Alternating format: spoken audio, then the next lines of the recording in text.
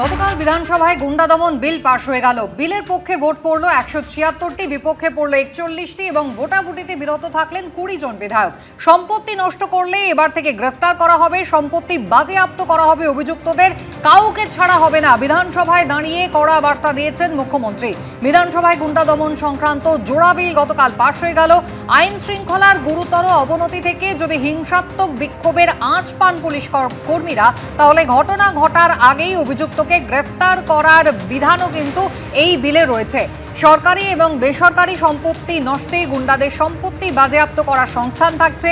বিলে অভিযুক্তের স্থাবর অস্থাবর সম্পত্তি বাজেয়াপ্তের সংস্থান রাখা হলো। ক্লেমস কমিশনে আবেদন করে ক্ষতিপূরণ দাবি করতে পারবেন ক্ষতিগ্রস্তরা, যেখানে এই ক্লেমস কমিশনকেই কিন্তু দেওয়ানি আদালত বলে ধরা হবে। বিলে কমিশনের রায়কেই চূড়ান্ত বলে গণ্য করার প্রস্তাব দেওয়া হলো।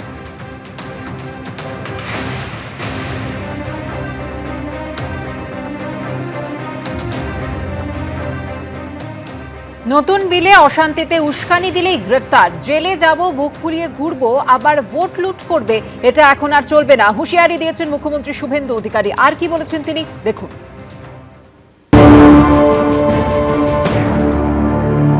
শুনে রাখুন, যা হয়ে গেছে অতীত,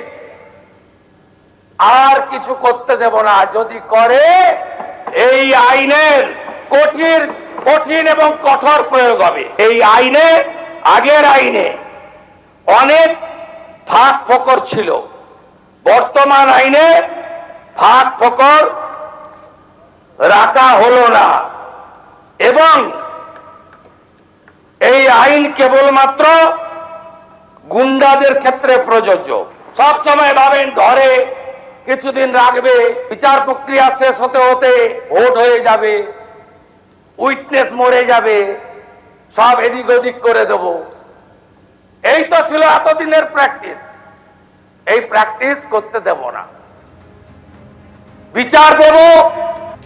এতদিন ধরে যা হয়ে এসেছে ভবিষ্যতে আর তা হবে না। একেবারে আপনাদের মনে থাকবে সংকল্পপত্রেও কিন্তু এই ইঙ্গিত আগাম দিয়েছিল বিজেপি এবং তারপরে রাজনৈতিক পালাবদল হয়েছে।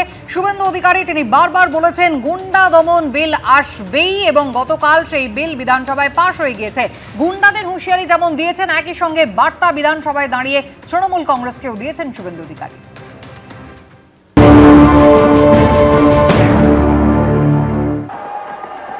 মাটি ছাড়া করব, কোন দাঙ্গাবাজের স্থায়ী নেই। ভদ্রলোক যারা আছে তাদের উপরে প্রয়োগ হবে না। শুনে রাখুন, যা হয়ে গেছে অতীত, আর কিছু করতে দেব না। যদি করে এই আইনের কঠিন এবং কঠোর প্রয়োগ হবে।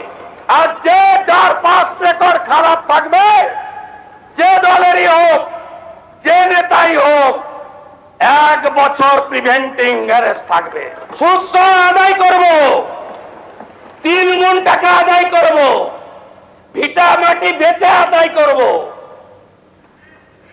শুধু জেল খাটাবো না, স্থাবর অস্থাবর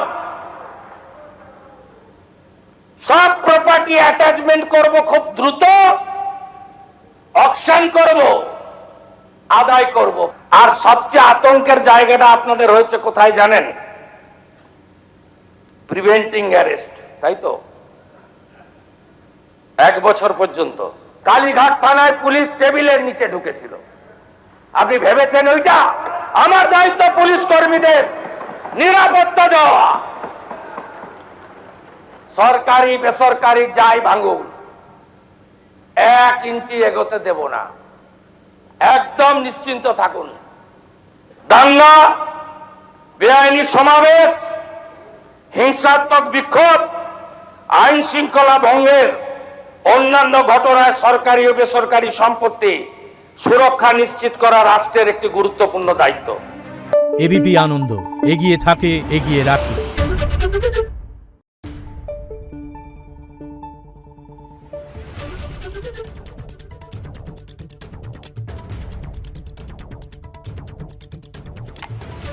Thank you.